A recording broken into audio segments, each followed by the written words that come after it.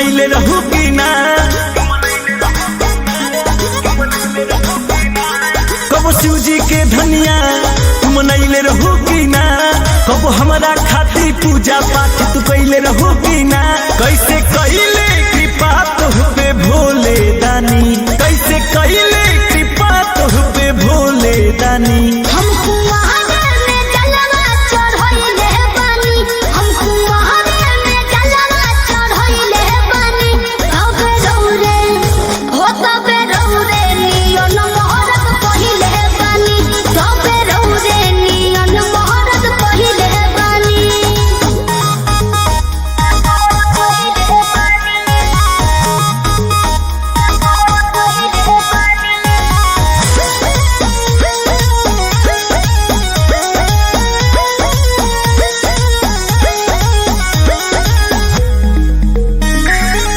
कामर मंगहिनी देवघर में गहिनी नैहर से कहनी जल ढारिनु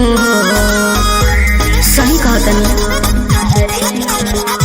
ए जे पूछो न खहिनी राजा उठहिनी तोहरे ला सुर हो सुमहरिनु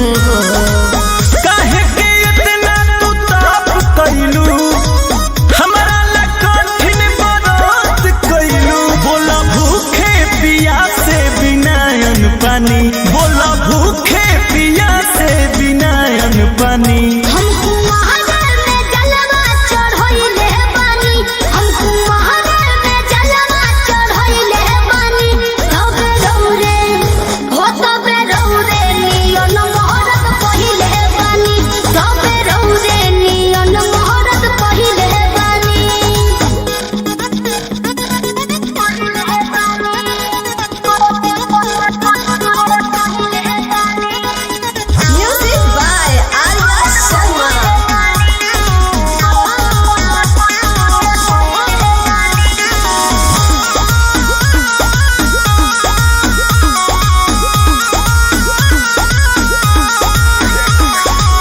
लहनिया रजिया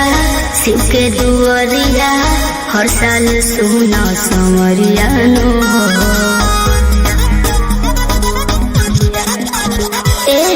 कोई गोहरिया आठों पहरिया तबे तो फेर नजरिया नो